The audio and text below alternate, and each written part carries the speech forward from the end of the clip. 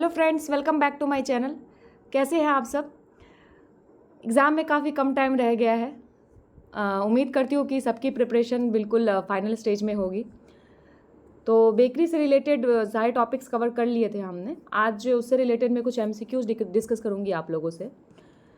तो first of all मैं ये कहना चाहूँगी, ऑल द वेरी बेस्ट आप लोगों को। और प्लीज़ काम माइंड से और आराम से, जिन लोगों का सेंटर दूसरे मे बी हो सकता है कि कुछ लोग रिमोट एरिया में रहते होंगे, या फिर हो सकता है कि उनका सेंटर कहीं और दे दिया हो, कि कोई भी रीज़न हो सकता है, या फिर लेट से फॉर्म फिल करने से भी ये सारी चीज़ें हो जाती है। तो उन लोगों के लिए बेसिकली मैं कहना चाहूँगी कि एग्ज़ाम से पहले कोशिश करें कि ज़्यादा ना लेके जाए कुछ भी, वैसे बुक्स मटेरियल वगैरह। जो शॉर्ट नोट्स वगैरह हैं आपने बनाए हुए हैं वो ले लें। और कोई भी टॉपिक अगर आप नया भी स्टार्ट करते हैं तो उसको अवॉइड करें। बेसिकली मैं कहूँगी जितना से ज़्यादा हो सकता है एमसीक्यू सॉल्व करें आप लोग, ठीक है? तो मेरी तरफ से हमेशा आप लोगों को गुड विशेज़ ही रहेंगी। आई होप आप सब अच्छा करें, और फिर जब आप अपना स्कोर कार्ड चेक करेंगे तो आपको उस वक्त बहुत अच्छा फील होगा। तो बस चले, फिर मैं ज़्यादा टाइम नहीं लूँगी आप लोगों का, स्टार्ट करती हूँ बेकरी एंड कन्फेक्शनरी टेक्नोलॉजी के एमसीक्यूज़, ठीक है? तो जो पहला क्वेश्चन है आपका वो ये है कि the common agent for the production of gas in doughs is a selected strain of the yeast named as. Like brewers और बेकर्स ईस्ट सबको पता है, काफ़ी आराम, मतलब अच्छा क्वेश्चन है ये, इजी भी। ऑप्शन ए है सैक्रोमाइसिस सेवेलेरी, सैक्रोमाइसिस कैरियोकस, saccharomyces cerevisiae, and option D है आपका सैक्रोमाइसिस कैरियोकैनस, ठीक है? तो सबको पता है इसका आंसर क्या होगा, सैक्रोमाइसिस सेरेवेसी, ठीक है? ऑप्शन नंबर सी, ठीक है? ये था आपका पहला क्वेश्चन। क्वेश्चन नंबर 2 में देखते हैं, the primary factors for gluten development and strength in most doughs are, ठीक है? Option A mechanical action, option B the amount of proteolytic enzymes, option C the amount of oxidation of flour, and option D है all of the above. Most appropriate answer यहाँ पे क्या लग रहा है?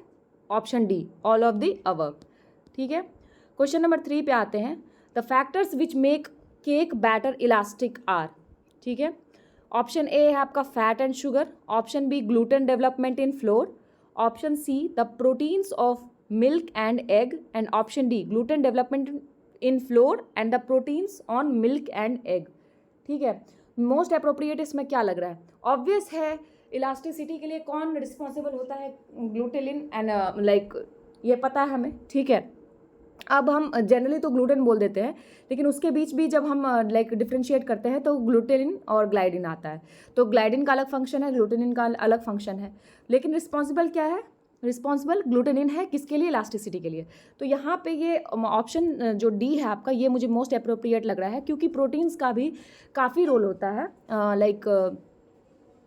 किसी भी बैटर के, या किसी भी, जब भी आप कोई बेकरी प्रोडक्ट फॉर्म कर रहे हो तो उसमें प्रोटीन का काफ़ी रोल होता है। हम लोग प्रोटीन का रेशियो चेक करके ही किसी फ्लोर को सेलेक्ट करते हैं, ठीक है? जैसे केक के लिए डिफरेंट टाइप के फ्लोर, हर जितने भी कन्फेक्शनरीज हैं सबके लिए डिफरेंट टाइप के फ्लोर सेलेक्ट होते हैं। तो मुझे लगता है कि इसका मोस्ट अप्रोप्रिएट जो इसका आंसर है आपका, option D, gluten development in flour and the proteins on milk and egg, ठीक है? ये सबसे अप्रोप्रिएट है, ठीक है?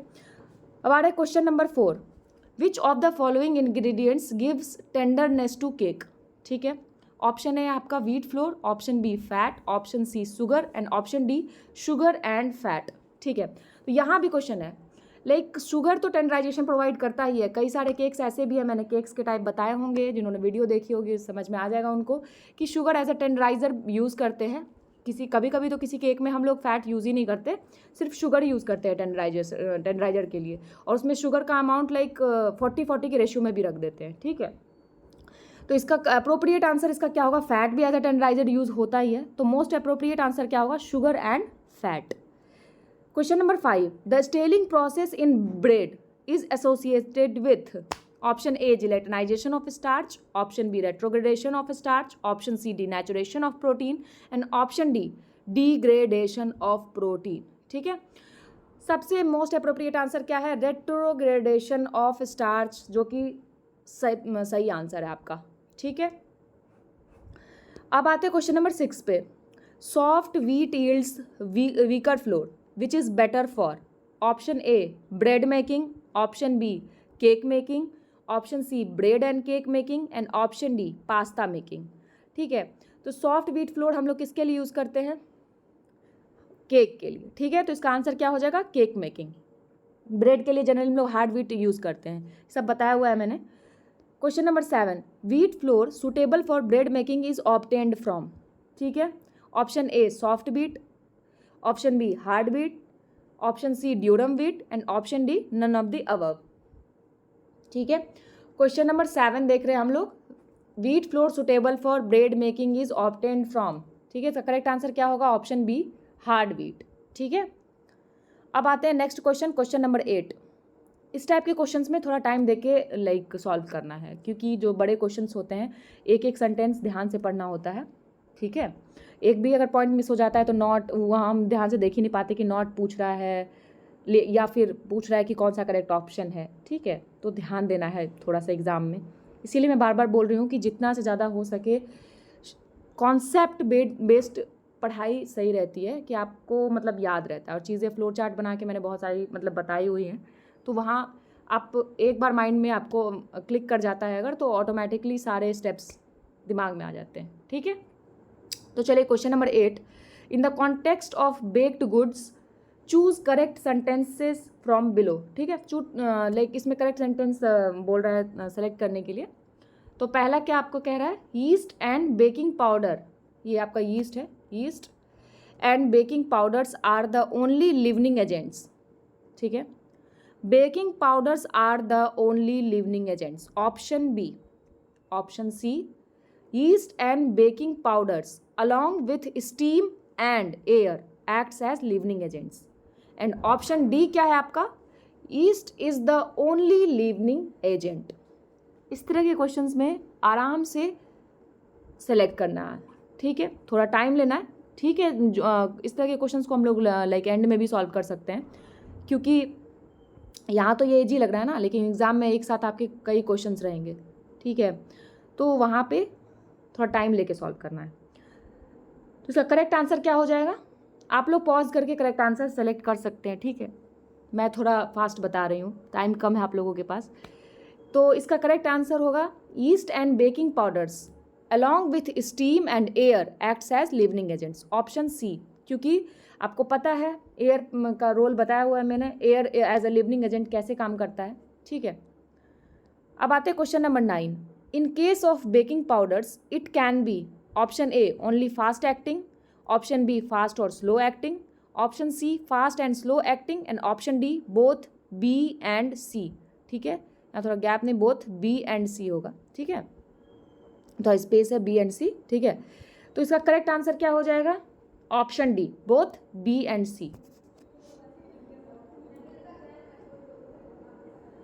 Question number 10, all purpose flour is typically made of, option A soft wheat, option B hard wheat, option C hard and soft wheat blend and option D none of the above।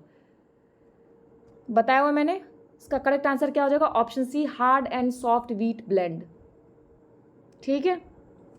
जब आप कोई topic पढ़ते हो ना और उससे related आपसे सारे क्वेश्चंस बनते हैं, लाइक 95% क्वेश्चंस अगर आप सॉल्व कर ले तो 5% कुछ क्वेश्चंस ऐसे ही होते हैं जो कि थोड़ा सिलेबस के बाहर भी आ जाते हैं कभी कभी, ठीक है। 1-2 क्वेश्चंस इसमें भी देखेंगे हम लोग वैसे क्वेश्चंस। तो उसको छोड़ के अगर 95% आप सॉल्व कर लेते हो तो क्या होता है? कॉन्फिडेंस बूस्टअप हो जाता है, ठीक है। वो क्वेश्चन एग्जाम में ना भी आए तो आपका क्या हुआ कि क्वेश्चन सॉल्व करने से क्या हुआ कि आपका कॉन्सेप्ट क्लियर हो गया, ठीक है। मुझे पता है कि मीनवाइल जब मैं ये बोल भी रही हूँ कुछ लोग ऐसे होंगे जो क्वेश्चंस पढ़ रहे होंगे और वो ऑप्शन सेलेक्ट करके बैठे हुए होंगे। अच्छा है, मैं भी स्टूडेंट हूँ, मैं भी ऐसे ही करती हूँ, लेकिन इस बात पे ध्यान दीजिए आप लोग, ठीक है, कि जितना से जितना हो सके जो लॉन्ग सेंटेंस वाले क्वेश्चन है उसको सॉल्व करने में थोड़ा टाइम लेना है, जल्दबाजी में सेलेक्ट नहीं करना है, ठीक है। और जो क्वेश्चंस आप 100% श्योर हो उसमें कोई प्रॉब्लम ही नहीं हो तो वो तो देखते के साथ ही आप, लेकिन जो क्वेश्चन थोड़े लाइक लेंदी क्वेश्चंस बनाते हैं वो लोग, तो उसमें थोड़ा सा आप लोगों को टाइम लेके सॉल्व करना है। एग्ज़ाम लाइक अब जस्ट आ ही गया आप लोगों का, तो इसीलिए बार बार मैं यही बोल रही हूँ आप लोगों से कि रिलैक्स होके आराम से आप लोगों को पेपर देना है, कोई लोड नहीं है, सब आपने ऑलरेडी पढ़ा हुआ है, बस आपने एक बार रिवीजन करनी है, बस बाकी सब हो जाएगा और सब अच्छा स्कोर करेंगे, पता है मुझे। तो बस पैनिक किसी भी कीमत पे नहीं करना है आपने, ठीक है। चाहे सेंटर आपके सेम सिटी में पड़ रहा हो तो भी ठीक है, सेंटर कहीं बाहर भी है तो भी ठीक है, कोई बात नहीं है। एक दिन पहले जाके रिलैक्स कर सकते हैं, कोई दिक्कत नहीं है, ठीक है। तो question number 11, in case of cake flour it contains option A more protein and less starch than all purpose flour, option B less protein and more starch than all purpose flour, option C same protein and same starch as that of all purpose flour, option D more protein but same starch as that of all purpose flour. Okay, so the correct answer is option B, less protein and more starch than all purpose flour. Okay, question number 12, angel and sponge cakes are option A yeast raised product, option B chemically leavened products, option C air leavened products and option D partially leavened products। ठीक है, ये आपका question number 12 है। 11 तक हम लोगों ने solve कर लिया है, ठीक है। इसका करेक्ट आंसर था आपका option B, less protein and more starch than all purpose flour, ठीक है। क्वेश्चन 12 का लाइक इसमें मैंने बताया हुआ है एंजल और स्पॉन्ज केक्स किस टाइप के केक होते हैं, ठीक है। इसमें किस तरह के लाइक लिवनिंग एजेंट्स वगैरह यूज़ किए जाते हैं। तो इसका करेक्ट आंसर हो जाएगा option number C, air leavened products, ठीक है। अब क्वेश्चन नंबर 13 है, salt used in bread making, role of ingredients में बताया हुआ है मैंने कि सॉल्ट का क्या यूज़ है। Allows rapid yeast development, option A, option B control yeast development, option C prevent yeast development and option D don't affect yeast development. Correct answer क्या हो जाएगा, option B controlled yeast development, ठीक है। Question number 14, the type of biscuit having more fat in its formulation, option A cream crackers, option B savoury crackers, option C short dough cookies, option D semi sweet and hard sweet biscuit. Correct answer क्या है इसका 14 का, सी short dough cookies. जिन्होंने videos देखा होगा ये सारे question solve हो रहे होंगे इनसे। ज़रूरी नहीं कि सारे क्वेश्चन एग्जाम में आ ही जाते हैं, ठीक है। इनसे आपका कॉन्सेप्ट क्लियर होता है। अगर आपने यहाँ पे सॉर्ट डो कुकी पढ़ी, देखा, अब जाके आप देखोगे कि सॉर्ट डो कुकी क्या होती है। अब सॉर्ट डो कुकी से कोई भी क्वेश्चन आएगा तो वहाँ पर आप सॉल्व कर लोगे, ठीक है। Question number 15, the function of sodium metabisulphite added in biscuit dough is to, option A strengthen break gluten bond and make dough soft, option B gluten bond and make dough soft, option C break gluten bond and make dough hard and option D strengthen gluten bond and make dough hard. Okay, then the correct answer is strengthen break gluten bond and make dough soft.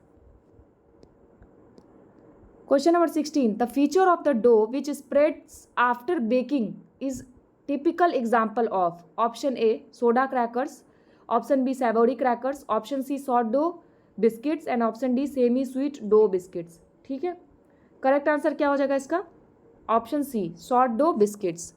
Question number 17, the basic requirements for mixing of semi sweet biscuit dough, option A fat should contain air bubbles, option B hydrated sugar must dissolve, option C flour protein must be kneaded to form gluten and D both B and C. Most appropriate क्या लग रहा है आपको, the basic requirement for mixing of semi sweet biscuit dough, ठीक है। तो इसमें क्या है कि हाइड्रेटेड शुगर भी लाइक इम्पॉर्टेंट है, डिजॉल्व होना चाहिए शुगर, ठीक है, ग्रैनुलेटेड नहीं होना चाहिए एंड ऑप्शन सी भी flour proteins must be kneaded to form gluten. Obviously gluten तो इंपॉर्टेंट है ही, तो मोस्ट अप्रोप्रिएट आंसर क्या है इसका, option D both B and सी।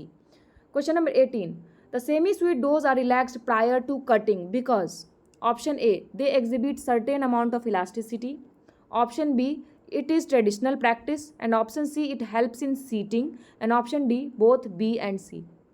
तो जब भी आप किसी बोथ वाले क्वेश्चन को सिलेक्ट करते हो, ऐसा नहीं है कि हमें रैंडमली बोथ बी एंड सी हम कर ही देंगे, नहीं, हमें देखना है कि हमें सही कौन सा ऑप्शन लग रहा है जो कि लाइक मैच कर रहा हो क्वेश्चंस के साथ में, ठीक है। इसका करेक्ट आंसर क्या होगा, option A they exhibit certain amount of elasticity. इसीलिए क्या करते हैं, लाइक कटिंग से पहले थोड़ी देर के लिए रेस्टिंग पीरियड में छोड़ देते हैं, ठीक है। Question number 19, in addition to providing sweetness to the baked products invert syrup, option A extend shelf life of product, option B reduce water activity of product, option C both A and B and option D acts as leavening agent, ठीक है। इसका correct answer क्या हो जाएगा, both A and B. क्या question पूछ रहा है, in addition to providing sweetness to the baked products invert syrup. अब इन्वर्ट सिरप यूज़ किया जाता है, ठीक है, देखें कई जगह पे लोग ग्लूकोज सिरप यूज़ करते हैं, मैपल सिरप यूज़ करते हैं। इन्वर्ट सिरप में लाइक क्या होता है, रेसिमाइजेशन होता है, कंप्लीट मिक्सचर, ठीक है। तो इसका पूछ रहा है कि एक्सटेंड लाइक ये कैसे मतलब सेल्फ लाइफ को सुक्रोज से ज़्यादा लाइक इन्वर्ट सिरप का जो सेल्फ लाइफ होता है वो सुक्रोज से ज़्यादा होता है। And then reduce water activity of product, of course, ठीक है। तो इसका क्या होगा, बोथ हो जाएगा, ऑप्शन ए एंड बी। मुझे लगता है आप लोगों ने शुगर पढ़ा होगा, ठीक है। तो वहाँ पे लाइक इन्वर्ट सिरप का जो रोल है वो काफ़ी अच्छे से मतलब मुझे लगता है कि वहाँ पे काफ़ी अच्छे से आप लोगों ने अगर कवर किया होगा इस टॉपिक को, इन्वर्ट सिरप को, जो कि काफ़ी इम्पॉर्टेंट है कि इन्वर्ट सिरप का क्या रोल है, इन्वर्ट सिरप और नॉर्मल हम लोग इन्वर्ट सिरप क्यों यूज़ करते हैं, ठीक है। लाइक क्यों नहीं डायरेक्ट हम लोग यूज़ कर ले रहे हैं। तो बेसिकली जो इन्वर्ट, ये क्वेश्चन में थोड़ा ध्यान इसलिए दे रही हूँ, इन्वर्ट सिरप जो है ना आपका, इन्वर्ट सिरप लाइक ये हेल्प करता है टू प्रिवेंट और control the degree of crystallization, ठीक है। तो इससे क्या होगा कि सेल्फ लाइफ इन्हेंस होगी, ठीक है। और लाइक कंट्रोल क्रिस्टलाइजेशन होने की वजह से, अब इसका रीज़न क्या है कि ग्लूकोज और फ्रुक्टोज जो है, ठीक है, वो उनका क्रिस्टलाइजेशन लाइक कम होता है as compare to sucrose.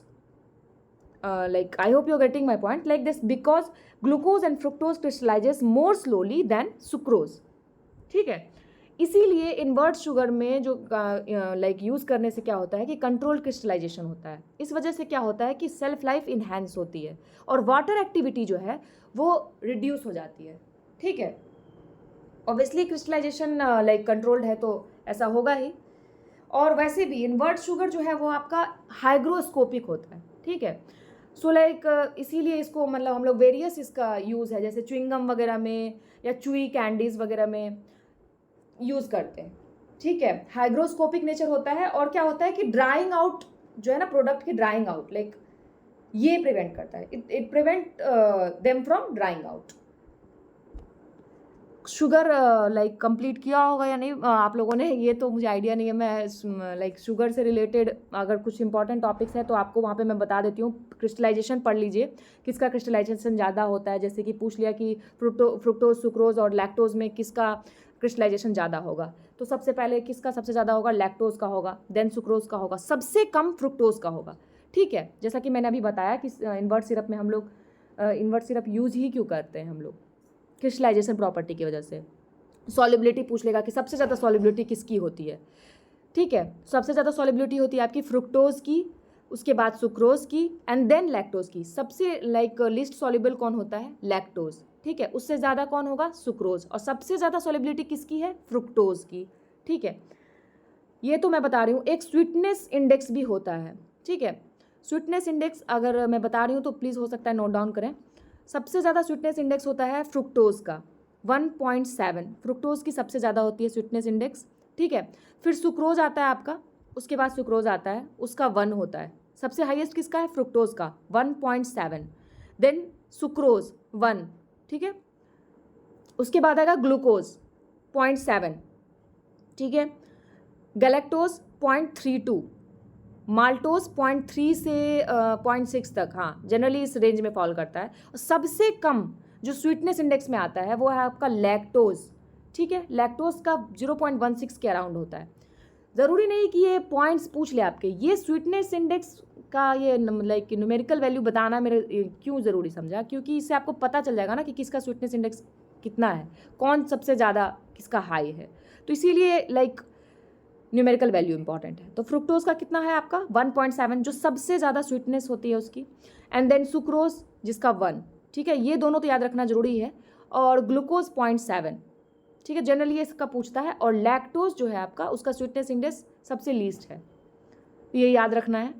Galactose का 0.32 बताया था मैंने, और माल्टोज का 0.3 से 0.6 नोट डाउन किया होगा मे भी आप लोगों ने। और हाँ, हाइग्रोस्कोपिसिटी भी कभी कभी पूछ देता है, ठीक है।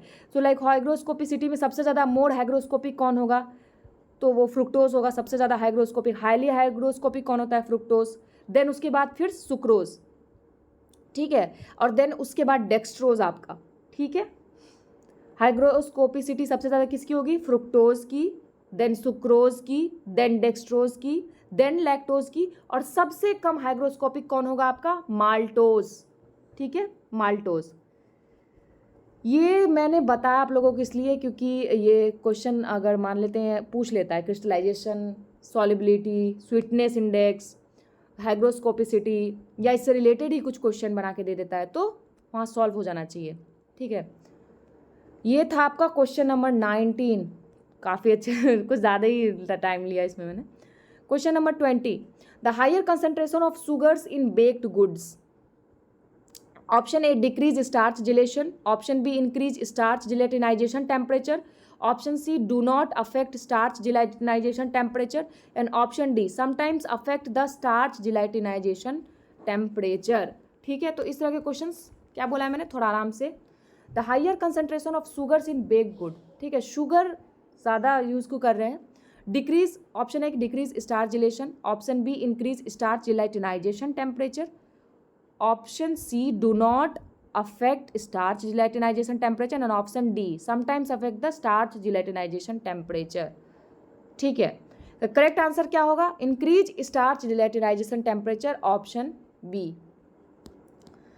Question number 21, in case of high ratio cake recipes the level of, option A sugar and liquids are lower than flour, option B sugar and liquids are higher than flour, option C sugar and liquids are same as that of flour and option D baking powders are high। ठीक है, correct answer क्या, high ratio cake बताया हुआ मैंने, इसमें सबका ratio high रहेगा तो इसका ऑप्शन क्या हो जाएगा, option B sugar and liquids are higher than flour. ठीक है, फैट कंटेंट भी ज़्यादा होता है। Question number 22, the objective of intermediate proof operation in bread making is. देखते हैं हम लोग क्या करते हैं, जनरली प्रूफिंग के लिए छोड़ा जाता है डो को, इसका क्या रीज़न है, option A to relax the dough from stress received during fermentation, option B change tough gluten to mellow extensible character, option C to compensate loss of gas during scaling and rounding and option D to give desired shape to the dough। Question number 22, the correct option is to compensate loss of gas during scaling and rounding। ठीक है, अब आते हैं question number 23, which of the following proteins control the elasticity of wheat gluten. ठीक है, बताया हुआ है मैंने ग्लूटेनिन और ग्लाइडिन दोनों का function, option A gliadin, option B glutenin, option C gliadin and glutenin and option D all of the above. Gliadin क्या करता है आपका, लो वॉल्यूम, ठीक है, के लिए रिस्पॉन्सिबल कौन है, ग्लाइडिन। ग्लूटेनिन क्या है, इलास्टिसिटी के लिए रिस्पॉन्सिबल है, तो करेक्ट आंसर क्या हो जाएगा आपका, ऑप्शन बी ग्लूटेनिन। ठीक है, question number 24, the desired colour shade of bread crust is, option A dark brown, option B reddish brown, option C golden brown and option D pale straw. सबको पता है इसका करेक्ट आंसर क्या हो जाएगा, option C golden brown.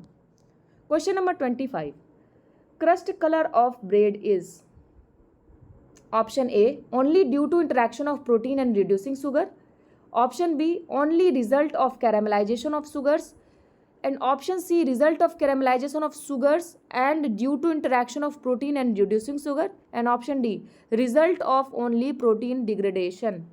ठीक है, correct answer क्या होगा, ऑप्शन सी। सबको पता है caramelization reaction between like protein and reducing sugar जो इंटरेक्शन होता है, कैरामलाइजेशन रिएक्शन। ठीक है, ब्राउन कलर डेवलपमेंट।